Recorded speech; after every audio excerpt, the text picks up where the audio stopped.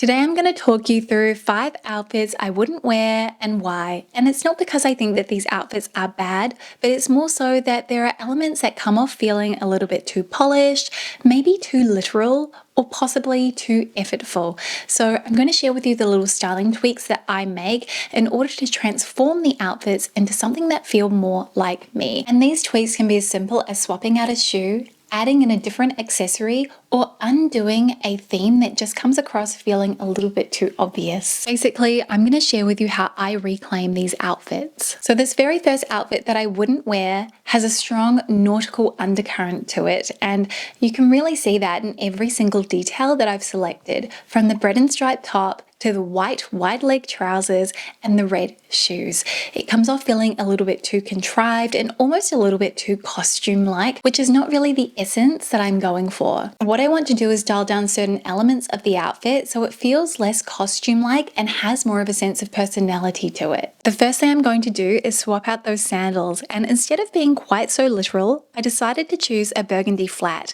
This still has that red undertone to it, but the deeper color reads as much more elegant and refined. Another easy way to downplay that nautical theme would be to bring in a jacket. And I thought we could play around with the idea of friction by choosing this cropped barn jacket, which feels very modern and very much within the fashion zeitgeist. I also decided to swap out the bag for something with more of an organic shape. I love how the end result has references to that nautical theme, but it doesn't feel so costume party like the original look. Now, if you know me, you will know how partial I am to a monochromatic or tonal outfit. I just think it is the key to effortless dressing, and it always comes off looking really chic. And I wanted to show you an example of how I wouldn't style one of these tonal looks. So I've opted for an all green outfit here. And the idea is that we want to have varying levels of intensity and saturation for each of the colors that we have present in our outfit. The fact that they're all within that same color family are what ties the outfit together and creates that sense of cohesion and balance.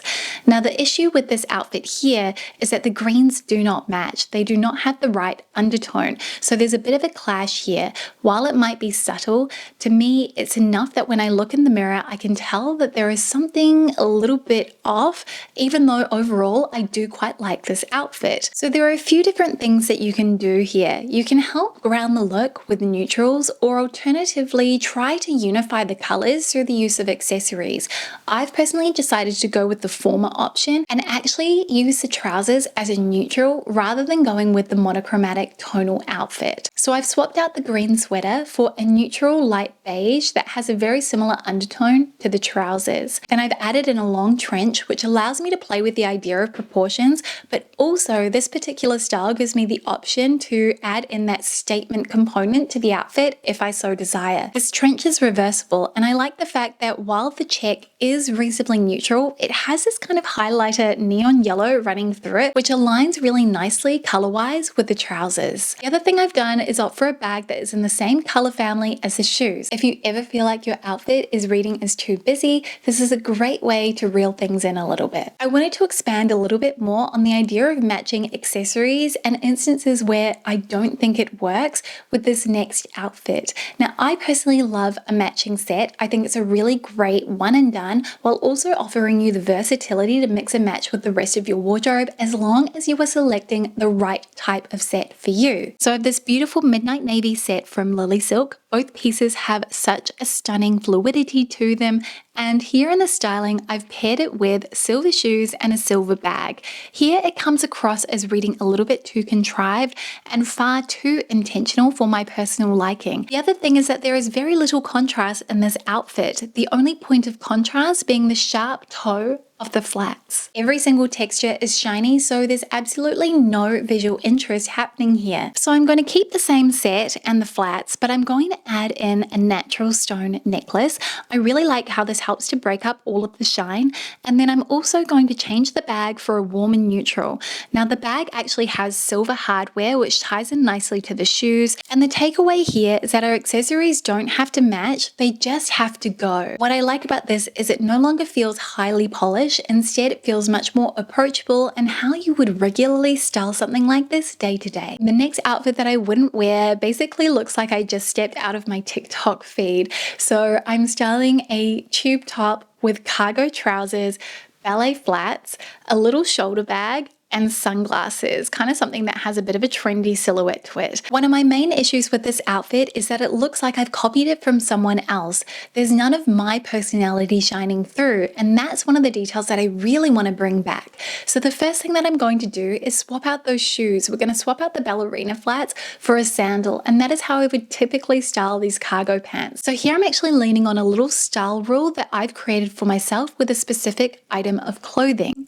The next thing that I'm going to do is add in a tailored piece. I've mentioned before how I love this sense of friction in my outfits. To me, it creates a really visually interesting look, something that feels a lot more compelling, but also I think it's a bit fun to play up details that are unexpected. So wearing the sleeveless tailored blazer, which I've belted at the waist, while yes, it may not be the perfect proportions because this is a longer line style, it really does bring that friction to the look that I was craving and adds that styled component that I would personally consider when I'm wearing these trousers. I've also ditched the sunglasses too, as they didn't really feel like me with this look. The final outfit is going to deal with the wrong proportions, and basically it's an outfit that is too slim overall. I have shared this look quite a few times in the past, so you'll probably be very familiar with it at this point, but it's where everything is kind of a little bit skinny. And if we're not playing up color or texture in an outfit, then silhouette is our key driver for the look.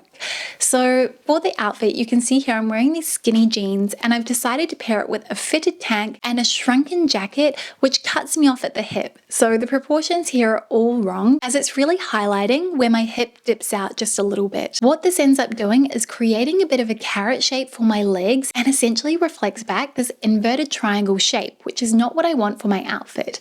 The other thing is the ballet flats have a strap across the foot, which adds an additional visual break to the outfit. An easy tweak for the ballet flats would be to swap them for something that is a sling back or closed back design with no strap across the foot. However, I'm going to take that one further and go with a pointed toe shoe. I like this as it visually elongates the legs and adds length through the body. If I wanted to go like for like with the jackets, that would mean choosing a style that has more of a refined or tailored element to it. So an example I could use from my wardrobe would be a nice single-breasted blazer, something that does have a bit more length through the body as to cover up that point I mentioned earlier on my hip so that I don't create that inverted triangle shape. Alternatively, if I wanted to play with the idea of contrast, I could choose a jacket that has more of a relaxed edge to it, like this knitted jacket. I personally love this because I do like to include some element of polish in my outfit, but often I want to counteract that with something that does have this sort of eased out, chill vibe to it, and that's really what the jacket is serving in this particular instance. I'm still playing and working within that same color palette, so very simple, just gray and black, but you can see how there's a real difference in the overall feeling of the first look versus how I've tweaked it to suit my personal style. So those are 5 outfits that I wouldn't wear and why, and I think it's really worth emphasizing the point that none of those outfits were wrong. Actually, some of you may have even preferred the before outfit, but for me, understanding what it is that makes an outfit feel a little bit alien, a little bit wrong for my taste is really important, as being able to pinpoint those details will help guide you towards an outfit that you truly feel confident in and absolutely love. Remember, everyone's personal style is different, and style is a muscle. The more you play around in your wardrobe, the stronger it is going to get, and the more confident and the better you're going to feel in the outfits that you personally put together. If you enjoyed this video, you got some value out of it, some ideas that you can apply to your own wardrobe, I would love if you could like this video and subscribe if you're new here and you want to see more from me. I share a lot of brand reviews, how to remix your wardrobe, and styling advice. Thank you so much for spending some of your day with me. I'm always eternally grateful, and I will see you next week with a brand new one. See you soon. Bye.